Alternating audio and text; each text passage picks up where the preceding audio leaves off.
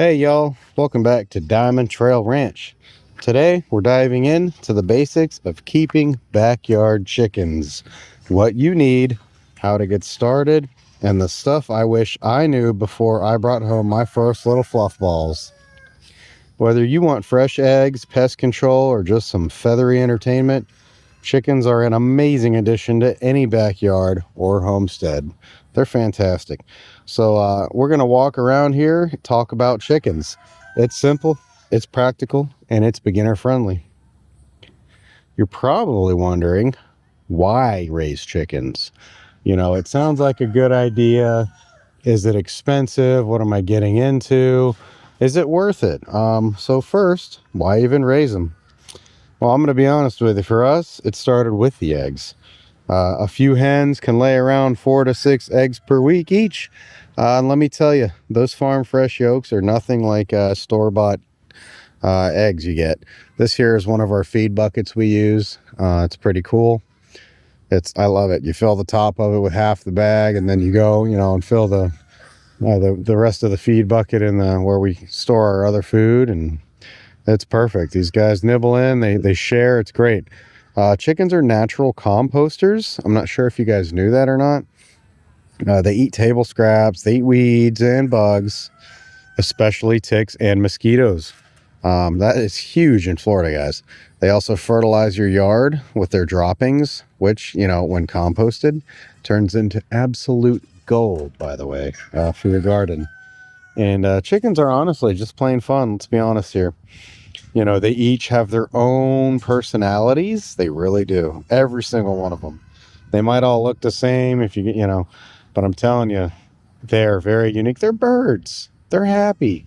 Let them be happy. They love it. They're great pest control. Some are bold, some are shy, some are little escape artists. Ours are free range, so take that for what it's worth. Depending on, I've seen some of the setups here on YouTube where some people just keep them straight up locked up. We don't do that. They're surprisingly affectionate and curious, especially if you raise them from chicks, which we do. Before you get chickens, though, I do want to say to check your local ordinances because some cities allow hens but not roosters. Others do have limits on how many birds you can have, or they require setbacks for coops. I know for us, depending on where you live within the county, it's county specific, folks. It's not state. Sometimes it's HOA specific. So make sure you look into it. If you're in an HOA, double check those rules, folks. I'm not even kidding. Even if you've got a big yard, seriously, trust me. It's much easier to ask now than deal with complaints later. We're going to also talk about breeds. Folks, I dive right into the nitty gritty. My daughter hates when I say that. Not all chickens are the same. If you're looking for egg layers, you got your leghorns, your golden comets, australorps are the top producers. It's just, nature of the beast. Want something more colorful? Trying to work on your rainbow basket? I have several videos on how to do that. Go with your Easter eggers for your blues and your greens, your barred rocks for their beautiful feather patterns. We've got, silver leghorns here. They're excellent layers and they're heat tolerant, which is a key for us here in Florida. If you are raising chickens around kids, go for docile breeds like Silkies and Buff Orpingtons. I will say you just need to remember, though, that most hens start laying around 5 to 6 months old, honestly, and they lay best for their first 2 to 3 years. So you may not be holding on to your birds, your flock, as much as you'd like. We rotate fairly often, but we grow our own birds here. You start somewhere, you start small, it's not hard to get your own birds going. We have all the videos you could possibly need to get started from zero to hero when it comes to chickens. Seriously, subscribe to our channel. We'll get you started. We answer all questions. We keep you informed. Anyway, back to what I was saying. Just remember, most hens start laying around 5 to 6 months. and they lay best for their first 2 to 3 years. You can see the little baby there. We free range them young. And then at nighttime, we put them up so predators don't get to them. Watch our video on livestock guardians. We use rescues. We're going to talk about housing. So let me go over to the coop we have. If you stick around, it would be great. It helps us out. We don't get anything out of it other than helping you guys. I'm a firm believer in helping out the homestead community. That's why we're all here, right? Homesteading isn't about being completely off-grid and self-sufficient, but it sure does help to make a few less trips to the grocery store, right? As you can see, everything is a work in progress. This is our coop over here, just as an example to show you. We also have the little coops. They're out. They're not in it right now. That's why everything looks crazy. During the day, we let them out. We do our cleanups, straighten things up, you know, fill food, feed and water, things like that. And then we close them back up for the night, etc. The general, I will say that they need a dry, safe location. The general rule of thumb is 4 square feet. This is a general rule of thumb, guys, inside the coop per chicken. 4 square feet per chicken, and at least, you know, 10 square feet per bird in the run. Overcrowding your birds can cause stress, pecking, and disease. Let me emphasize that disease there. Seriously. I have videos on coccidia. Inside the coop, you'll need nesting boxes. You'll need roosting bars. You know, we've got the nesting boxes. You will see them. Our bunnies are in here out of the heat too. We just started getting into that. Nesting boxes are over there to the right. You see the roosting bars up to the left. Folks, look around. It's not rocket science. It's really not. If you have questions on how to do this, you know, we build this stuff, so it's not hard. You can see the kind of setup we got going on. It's nothing crazy. Make sure they have ventilation. See the chicken wire and things like that. You know, they sleep up on those bars. Sometimes they sleep up here.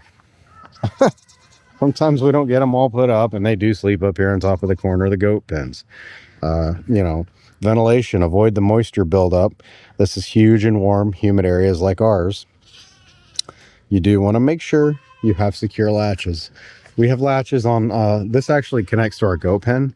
You can see this latch here. What it does is it closes to here on this side. Simple, very simple. You can get this stuff at any of the big box stores, little box stores, you name it. You know, it's nothing crazy. Our guys refuse to become nuggets. So you want to make sure you have secure latches. They keep predators out, especially raccoons. They're clever. We've got, again, videos on livestock guardians, why we picked what we did. Get yourself a dog or two. You won't have too many problems with you know, raccoons and things of that nature. We got wild boar out here and all kinds of that mess. Anyway, they don't usually come over here though. We have too much foot traffic with animals. You want to use hardware cloth. It's up to you whether you use chicken wire. Chicken wire keeps them in. It doesn't help keep predators out. So mind you, when you're thinking about what you're doing for your barriers, just keep that in mind. So again, I'm going to recap real quick for you because that might have been a lot. Inside the coop, you're going to want your nesting boxes, your roosting bars, your ventilation, secure latches, and it's preferred to use hardware cloth, not chicken wire, even though it's in the name. Next, I'm going to talk about the feed and the water. Chickens need a absolutely balanced layer feed once they're of laying age. Look at these little ladies. They're cute. You know, they're happy. They all have their own personalities. You can supplement with kitchen scraps. Just try and skip the salty, moldy stuff. Raw beans, no chocolate, no onions, no avocados. If you have crushed oyster shell, that's great. It helps laying hens. Also, eggshells. Oyster shells help, you know, laying hens get the calcium they need for strong eggshells. Regular chicken eggshells work too. Grit is important. If they're not free ranging, it helps them digest food. The water for these guys, fresh and clean. That's, you know, it sounds more obvious than it is. Fresh and clean, because you're gonna forget, you know, even with your automatic waters, you need to be making sure you're cleaning up. Chickens don't drink typically dirty water, and in hot climates like ours, dehydration absolutely can happen very fast. You see them panting. You see this girl over here panting, actually. So, you know, you want to clean your waters out daily in the summertime, primarily. If you're going to be real on your property, try to do it in the summertime daily at least. You know, I understand things happen. Healthy chickens are happy chickens. Look around at your birds, make sure they're happy, they're thriving, you know, because you're looking for mites, you're looking for lice. Pasty bud is very unfortunately common in baby chicks. It's a chick issue typically, but it's absolutely fatal if you do not take care of it, guys. Diarrhea and loss of appetite is a big deal. You can mean the chickens have a parasite or sour crop. You can dust your coop with DE. That's a fantastic idea, which is diatomaceous earth. You can get that anywhere. Do it occasionally, not too much. It helps to keep the pests down. And, you know, you deep clean every month at least. For bedding, you can use pine shavings. Some folks use straw. Problem with straw is in the humidity, it molds quickly. Chickens also need a dust bath area. As you can see, kind of half of this particular spot is just one giant dust bath area. So if you got a big pretty green yard, and you're letting your chickens out, don't expect it to stay that way, because you can see they're digging, and that's okay. It ain't hurting nothing. They're part of the ecosystem here. The dust bath areas, you know, they dig pits. That's what you see, the crevices in the ground. They dig pits. That's how they clean their feathers. I have entire videos. I have several videos on why they do dust baths. So go through my playlists on the chicken videos. You'll see why they dust bath specifically. It explains the whole thing. It's how they clean their feathers and prevent parasites for the sake of this video. This is straight up backyard chicken 101. So just straightforward. Your egg collection and the chicken's behavior. They will usually lay in the early morning hours. Check your nesting boxes once or twice a day. Several times if you're free ranging, because crows would like to come and swoop and take the eggs. Sometimes your guardian dogs might want a snack too. So I'm just being honest. A lot of times they will hide their eggs, especially if they're free ranging. Like I said, I have found eggs in, you know, hay, bushes. They're in flower pots. They're in tires in the goat pen. I have found eggs everywhere on this property. I'm not even kidding. If you can think of a spot, they've laid an egg there. They try to hide them on purpose. If a hen goes broody, meaning she wants to hatch eggs, I'm sure you've heard the term, if broodiness, she'll stop laying. And she'll sit tight in a box all day. And she won't eat or drink sometimes. You can break a broody hen by removing them from the box and let her hatch if you've got fertile eggs. Yes, hens will lay eggs without a rooster. Roosters are only needed for the fertilization if you want the chicks. So regardless, they'll give you eggs without the rooster. The rooster's only if you want more chickens, guys.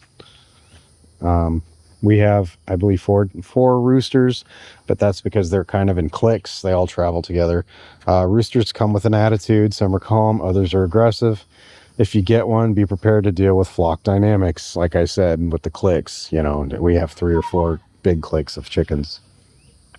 I do want to give you a few final tips from experience here. Get more hens than you think you need. Eggs disappear fast. Make friends with your local feed store. Trust me. Label your eggs by date with a pencil. They don't last forever. Freeze extra eggs if you're overwhelmed during the laying season. And most of all, enjoy the process. Chickens are low maintenance, high reward animals. They give you food, fertilizer, and a whole lot of laughs. They're funny, man. Goats too. You pair chickens with goats. Funny, funny, funny. If you've been thinking about starting your own flock, I hope this helped you guys. Let me know your questions down below or share your chicken setup. That sound usually means someone's laying. You get to see that live, which is cool. That's a rooster going in to check in on the hen that's laying. That's what's going on there. Anyway, I want to thank you guys for hanging out. Don't forget to like, subscribe. It helps us out big time. It's free. It doesn't cost anything. Hit the bell if you want to get updates on our new videos, and we'll see you next time here at DiamondTrail Ranch.